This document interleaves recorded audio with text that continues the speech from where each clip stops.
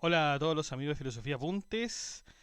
Estamos con este apunte especial que no es propio de ningún filósofo, pero que sí nos va a ayudar a entender algunas instituciones religiosas y que de alguna forma también reflejan algunas cosas filosóficas al mismo tiempo, ya que este hecho inspiraría a algunos a cometer ciertos ilícitos. Y es ahí cuando nos preguntamos el límite entre lo espiritual y lo material.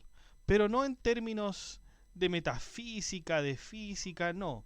Aquí yo creo que es más el ámbito absoluto de la moral. Esta es la historia de Simón el Mago, una historia bíblica, y lo que él puso como legado, que es la simonía. Bueno, no lo hizo él, sino que su legado se extrae de esta historia bíblica que vamos a ver a continuación, así que sin más dilación, vamos allá.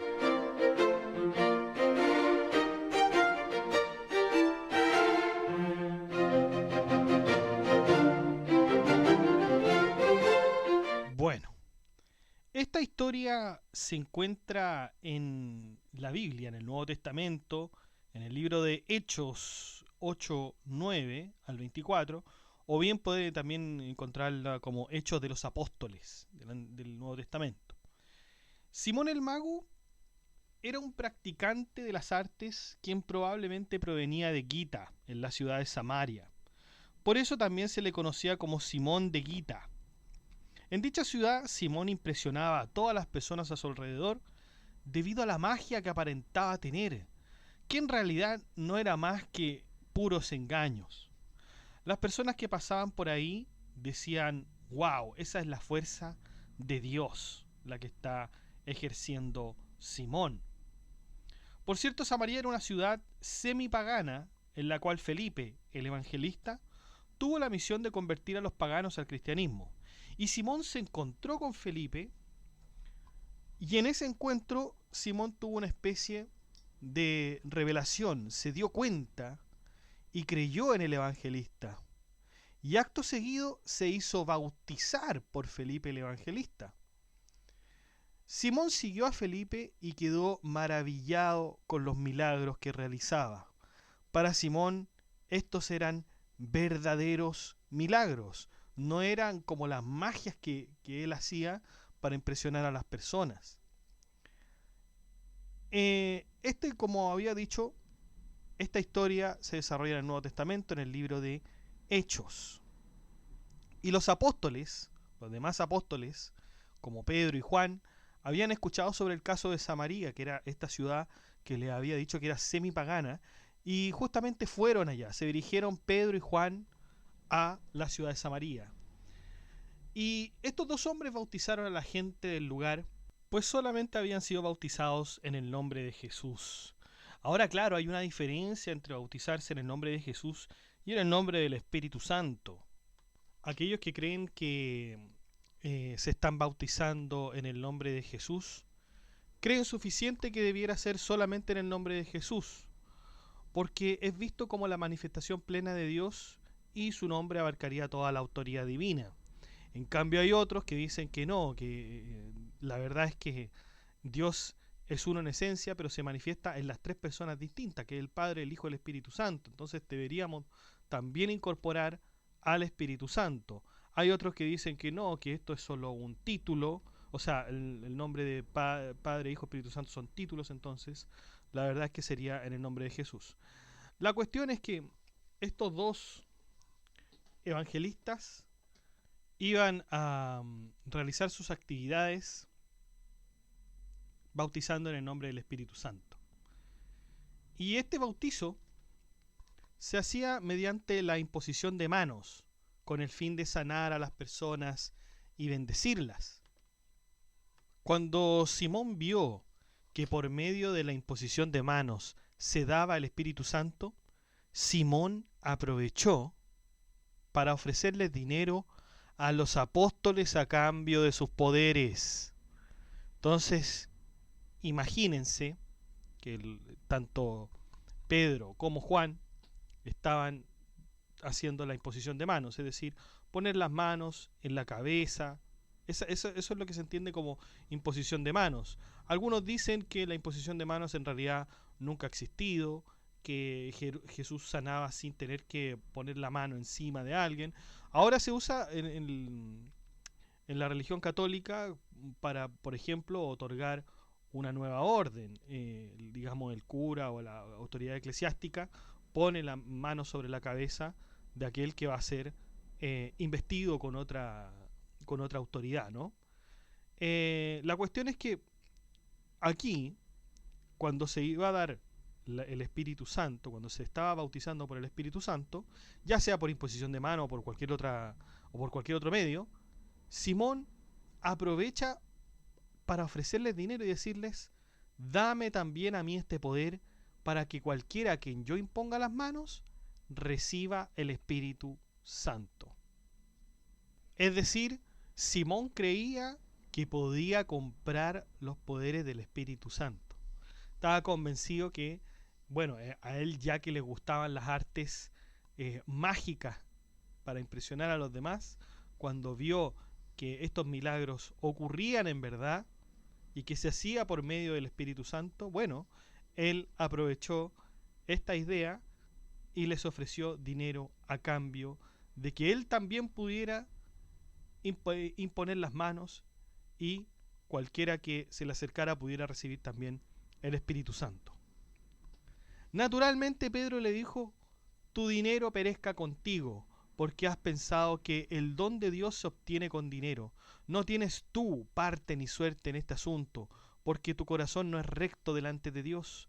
Arrepiéntete, pues, de esta tu maldad y ruega a Dios, y quizás te sea perdonado el pensamiento de tu corazón, porque en hiel de amargura y en cadenas de iniquidad veo que estás. Y Simón contesta y dice: rogad vosotros por mí al Señor, para que ninguna cosa de estas que habéis dicho venga sobre mí. Después de esta serie de eventos, la Biblia no habla más de Simón. Nunca más hace referencia a Simón el mago. Y parecería contrario a textos apócrifos y gnósticos que buscan glorificar su papel como mago y sus habilidades satánicas anteriores, porque sí hay textos, los conocidos textos apócrifos, gnósticos, que se encontraron mucho después, ponen a Simón, digamos, en una esfera superior. Tratan de lavar esta imagen que tenía, que se le pone en la Biblia, ¿no? Bueno, Simón se arrepintió y puede haber continuado siendo miembro de la iglesia local en Samaria. Sin embargo, Justino Mártir y otros apologistas cristianos como Ireneo insisten en que era un anticristo y continuó su brujería. O sea, esos son los dos destinos que se habla de Simón. Unos dicen que se arrepintió y siguió formando parte de la iglesia local en Samaria, y otros creen que en efecto era el anticristo y continuó haciendo sus magias, sus brujerías, incluso fundando el gnosticismo mismo. O sea, que Simón era uno de los fundadores del gnosticismo. Y bueno, la avaricia de Simón es recordada en la palabra moderna simonía, que es usar la religión como medio de lucro, es decir, con fines de lucro. Bueno, esto es lo que nos dice la Biblia y algunos intelectuales que han estudiado, por cierto, las Sagradas Escrituras. Otras fuentes dicen que como Simón el mago era originario de Samaria, se dice que era discípulo de Dositeo, quien había fundado una secta. Y de acuerdo con las homilías de las pseudo-clementinas, que las clementinas eran una serie de disposiciones, Simón había dicho: yo me puedo hacer invisible para que aquellos que quieran capturarme, y yo puedo revelarme abiertamente de nuevo cuando así yo lo desee. Si yo quiero escapar, yo puedo hacer un túnel a través de las montañas y las rocas, como si fuera barro.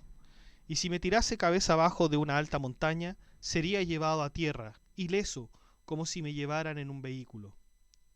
Eso es lo que, según la pseudo Clementina, Simón había dicho. Era un hombre que dentro del grupo sectario construía un liderazgo cada vez más notable por sus artes. Y la secta fue adquiriendo tintes gnósticos. Simón proponía que una enseñanza donde Dios, el Padre, creó primero al Espíritu Santo, también conocido como Enoia o Nous. Este Espíritu Santo, al entender la voluntad divina, descendió a los niveles inferiores del cosmos y dio origen a los ángeles y poderes.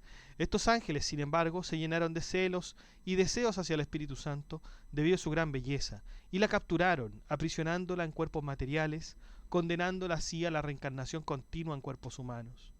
Simón se identificaba a sí mismo como la encarnación de Dios Padre, el Hijo de Dios, con la misión de liberar al Espíritu Santo de su esclavitud impuesta por los ángeles rebeldes. En su búsqueda terrenal, Simón encontró al Espíritu Santo en Helena, quien estaba atrapada en el cuerpo de una prostituta, y se casó con ella. Este relato sirve como una metáfora para todos los seres humanos cuyos espíritus están confinados en cuerpos materiales, sugiriendo que la liberación espiritual es posible gracias a la gracia divina. Además, Simón criticaba a la Torá, afirmando que estaba corrompida y que no provenía de Dios, sino de un ángel caído. Entre las prácticas que promovía estaban el bautismo, la memorización de nombres de ángeles malvados para dominarlos, y un rito sexual llamado amor perfecto, que simbolizaba la unión entre el Padre Dios y la Madre Dios. Otras fuentes nos hablan de que en la apariencia de Simón el Mago se le tomaba por un hombre con tonsura céltica, que era aquella que se extendía de oreja a oreja, que es una especie de forma que se le da al cabello para identificar a ciertas personas con cierta institución, con cierta creencia religiosa. Por ejemplo, la tonsura de los franciscanos, ¿no es cierto? Esa calvicie que tienen en la cabeza, en el centro, y tienen una especie, el pelo cubierto alrededor de esa calvicie, ¿no? Como quiera que fuera la historia de Simón el Mago, si bien nos podemos guiar por la Biblia o por los testimonios de los gnósticos, queda una cuestión que se llama la simonía, porque viene justamente de Simón. La simonía es una herejía, considerada una herejía del siglo I, de acuerdo a la Iglesia Católica, además de estar dentro de los pecados mortales. La avaricia, claro, por esta cuestión de ofrecer dinero para tener aquellos poderes, y también obviamente es causal de excomunión. Durante los siglos IX y X la simonía se extendió en la Iglesia Católica, convirtiéndose en un grave problema dentro del derecho canónico. En el siglo XI este tema generó un gran debate, y desde el siglo IX muchos abades y obispos se integraron en el sistema feudal, donde los señores consideraban las iglesias y sus bienes como parte de su patrimonio. Los príncipes controlaban las investiduras episcopales y decidían qué señores gestionaban las parroquias rurales, eligiendo curas que se quedaban con una parte significativa de los donativos de los feligreses. En el año 962, el emperador Otón I de Alemania obtuvo del Papa Juan XII el derecho de designar a los papas, consolidando este sistema. El emperador Enrique IV fue uno de los principales beneficiarios de esta práctica, promoviendo la investidura de laicos incompetentes como prelados y fomentando la simonía y el nicolaísmo, que bueno, sería un tema que tendríamos que ver para después, pero básicamente es el matrimonio entre clérigos. Ese es el nicolaísmo. Además, reyes y príncipes exigían servicios militares de los prelados, quienes a su vez se convirtieron en señores feudales, acuñando monedas y ejerciendo poder sobre sus territorios. Los prelados utilizaron diversos medios para aumentar su poder, incluyendo la venta de sacramentos, fíjense, la venta de sacramentos y cargos eclesiásticos. Te vendo mi cargo eclesiástico por tantas monedas de oro, estableciendo así dinastías de obispos. Un aspecto central del debate fue la validez de las órdenes obtenidas mediante simonía, cuestionando si los clérigos que compraban sus cargos eran válidamente ordenados.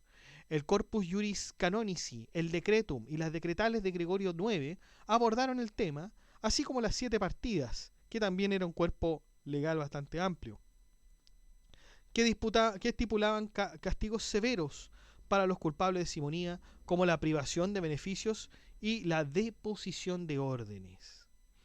En el año 1494, Adán de Génova, un carmelita que predicaba contra la simonía, fue asesinado con 20 heridas en su cama, destacando la gravedad y la resistencia que enfrentaban quienes se oponían a esta práctica. Eso es lo que teníamos que hablar con respecto a la simonía, muchachos. Saben que cuando yo publiqué esto en el blog, inmediatamente surgió un comentario. Creo que el mismo día que se publicó, alguien puso un comentario que me dio mucha risa y le encontré mucha razón. Dice, un comentario anónimo, dice: uff, qué antigua es la corrupción. Antiquísima, amigo mío anónimo, antiquísima. ¿Ah? Hay cosas que se heredan, ¿no? Hay cosas que se heredan, pero también protecciones que de alguna manera procuran o intentan que estas cosas no sucedan. Fíjense que en nuestro Código Civil chileno, en el artículo 586, dice que las cosas que han sido consagradas para el culto divino se regirán por el derecho canónico. Es decir, tratar de enajenar estas cosas es causal de objeto ilícito. Por lo tanto, no se podrían enajenar. ¿Qué quiere decir enajenar? Destruirlas, deshacerse de ellas. Enajenarlas es transferir, venderlas o constituir otros derechos reales, ¿no? Y aquí se ve, como habíamos dicho en el principio del podcast, como lo habíamos planteado, el límite entre lo divino y lo material. Si es que lo divino se puede comprar, o más bien ya, quizás no lo divino, sería sumamente reprochable, pero lo espiritual se puede obtener con dinero. A veces uno piensa en cosas espirituales, porque cuando uno dice ya, algo espiritual ya no solamente está en el ámbito de la religión, sino que está también en el ámbito de todas aquellas cosas que tienen una práctica que se supone satisface el alma o la pone en una condición mucho mejor de la que estaba al comienzo. Como por ejemplo, cuando alguien quizás, no sé, tome algún curso de yoga, tome algún curso de hecho yo he visto cursos hasta de milagros, y uno se pone a pensar, bueno, estas personas que están ofreciendo cuestiones espirituales, por otro lado, están están ofreciendo estos servicios por medio de dinero. ¿Qué tan distinto es esta práctica a la que estaba haciendo Simón? ¿Realmente podemos considerarla de esa forma? O sea, Simón, que quería tener esos poderes, que estas personas, digamos, él veía como se evangelizaba, ¿no? Y se transmitía el Espíritu Santo. Y bueno, él, teniendo el dinero, ¿por qué no podría haberla comprado? Aquí es un poco lo mismo. Hay personas que dicen tener ciertos poderes espirituales, que ejercen cierta espiritualidad y también ofrecen sus servicios para que otros también puedan hacerlo. Entonces, claro, ahí vamos cuestionando por qué estas cosas que son tan espirituales, que se supone que van en favor del ser humano, etcétera, se les pone un precio. Bueno, ¿son compatibles estas dos cosas? Ese es el debate que les dejo, esa es la pregunta que les dejo. Lo espiritual y lo material, específicamente relacionado con el dinero, ¿es algo compatible? Ah, y por cierto, se me olvidaba, también de alguna forma recordar que la simonía también tiene que ver con esta cuestión de corrupción, con lo que nos decía nuestro amigo anónimo en el blog. Qué antigua es la corrupción. Y en efecto así es. Y así es también como algunas personas llegan al poder. No, esto no es solamente porque uno podría pensar esto solamente pasa a nivel político, pasa a nivel estatal, pero no, ya lo podemos ver que en la antigua Biblia ya nos advertían de esta serie de prácticas que ocurrió efectivamente después en la iglesia y claro, también a nivel de gobierno, por supuesto. Pasa en todos lados. ¿Será que la simonía o la corrupción es algo natural en el ser humano? Bueno muchachos, los dejo entonces invitados al grupo de WhatsApp que está en la descripción de este podcast para que pueda comentar y, o sea, no pueden comentar, pero pueden enterarse de las últimas novedades de nuestro blog y de nuestro podcast también.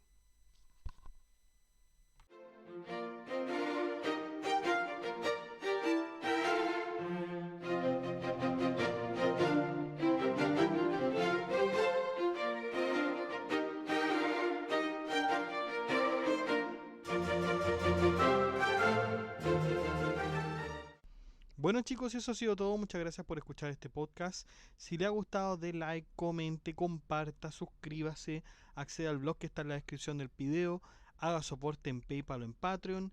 Saludamos a nuestros mecenas romanos que son Abstract Panicker, Ricardo y Jorge Ríos, que colaboran con este proyecto de Filosofía Apuntes mensualmente. Un abrazo chicos, un gusto que estén acá.